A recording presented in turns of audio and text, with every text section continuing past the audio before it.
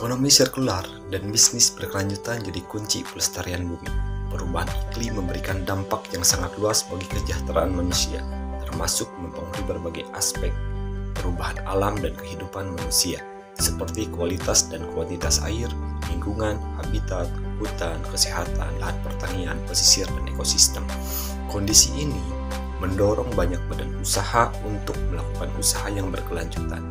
Perusahaan tidak hanya mengejar keuntungan, tetapi juga menjalankan bisnis yang ramah lingkungan dan berkomitmen untuk memberdayakan masyarakat. Lebih dari itu, urgensi bisnis yang berkelanjutan telah menjadi kebutuhan bisnis di masa depan. Pendekatan digunakan untuk pelaksanaan Sustainable Development Goal atau tujuan pembangunan berkelanjutan, di mana implementasi SDGs ini diharapkan dapat menghadirkan dampak positif di wilayah operasional perusahaan, sekaligus mampu menjadi sarana hubungan baik dengan masyarakat sekitar dan pemerintah. Ini merupakan sebuah langkah bagi korporasi untuk bisa menjalankan bisnisnya dengan baik, sekaligus menghadirkan inklusi sosial ketika perusahaan dan masyarakat di sekitarnya bisa berjalan dan maju bersama. Salah satu solusi yang dapat diberikan oleh pelaku ekonomi adalah konsep ekonomi sirkular, di mana ekonomi sirkular ini adalah model industri yang berfokus pada reducing, reusing, dan recycling, yang mengarah pada pengurangan konsumsi sumber daya primer dan produksi limbah. Sahabat SDG, keterkaitan ekonomi sirkular dengan SDG akan meninggalkan aktivitas ekonomi dari konsumsi sumber daya alam yang terbatas seperti minyak fosil, batu bara, dan gas alam, ditunjang dengan produk yang ramah lingkungan akan menjadi sistem ekonomi yang tangguh baik bagi bisnis, lingkungan, dan manusia. Contoh dalam hal ini adalah PLTA. Seperti kita ketahui bahwa di negara kita terdapat 5.590 sungai utama yang tersebar seluruh Indonesia. Sumber daya air yang melimpah dimanfaatkan untuk PLTA. Contohnya PLTA Saguling. Banyak pemanfaatan listrik untuk kebutuhan rumah tangga, industri, transportasi yang berkelanjutan menjadi energi terbarukan. Keterkaitan dengan SDG yaitu pada poin 7, memastikan akses terhadap energi yang terjangkau dapat diandalkan, berkelanjutan, dan modern bagi semua.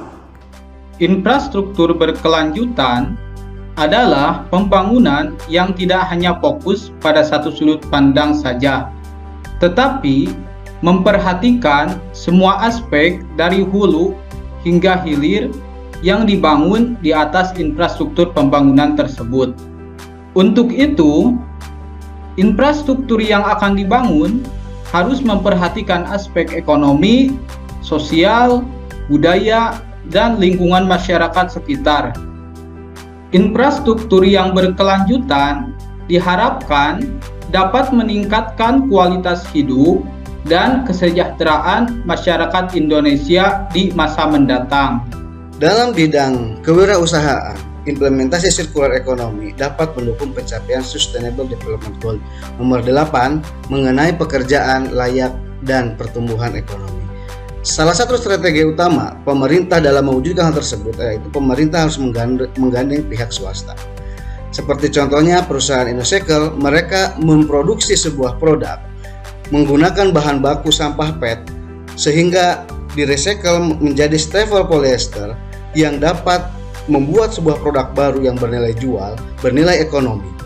Dan dalam proses bisnisnya, perusahaan menggandeng UMKM untuk terlibat aktif berkolaborasi bersama mereka, membuktikan bahwa sirkular ekonomi mampu mendukung tercapainya Sustainable Development Goal nomor 8. Pembangunan dengan konsep ekonomi sirkular adalah cara yang paling efektif untuk mengurangi kemiskinan dan meningkatkan kesejahteraan, tetapi harus didukung dengan tersedianya energi modern yang cukup, handal, dan terjangkau. Indonesia berkomitmen untuk mengurangi emisi karbon dengan cara seperti mengurangi deforestasi maupun transisi energi terbarukan. Target energi baru dan terbarukan dalam bauran energi nasional minimal 23% pada tahun 2025 dan 31% pada tahun 2050. Indonesia diketahui memiliki semua potensi energi terbarukan seperti energi matahari, air, angin,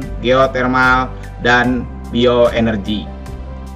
Penerapan sirkular ekonomi dengan memanfaatkan limbah kertas, di mana sifat kertas yang mudah didaur ulang dan terurai secara alami menjadikan kertas seringkali tidak dimanfaatkan semaksimal mungkin. Hal tersebut yang membuat limbah kertas berakhir menggunung di tempat pembuangan akhir. Menurut Kementerian Lingkungan Hidup dan Kehutanan bahwa jumlah limbah kertas sebesar 11% dari 67,8 juta ton per tahun timbunan limbah, pengurangan limbah kertas dengan prinsip reduce. Kegiatan pengurangan ini dapat dilakukan dengan menghindari sikap pemakaian kertas yang berlebihan, di mana dilihat berdasarkan kebutuhan dan tingkat urgensinya. Guna ulang atau reuse, limbah kertas dalam penerapan reuse memerlukan limbah kertas yang berkualitas, tidak kotor dan masih layak, digunakan sesuai kebutuhannya. Daur ulang recycle, limbah kertas limbah yang digunakan untuk daur ulang diperlukan pemilahan secara optimal untuk menghindari limbah kertas yang sudah hancur atau terdekomposisi. Penerapan prinsip ini akan lebih maksimal apabila adanya integrasi dengan kegiatan pemanfaatan limbah kertas yang memiliki potensi besar untuk menghasilkan produk-produk bernilai ekonomis dan dimanfaatkan kembali.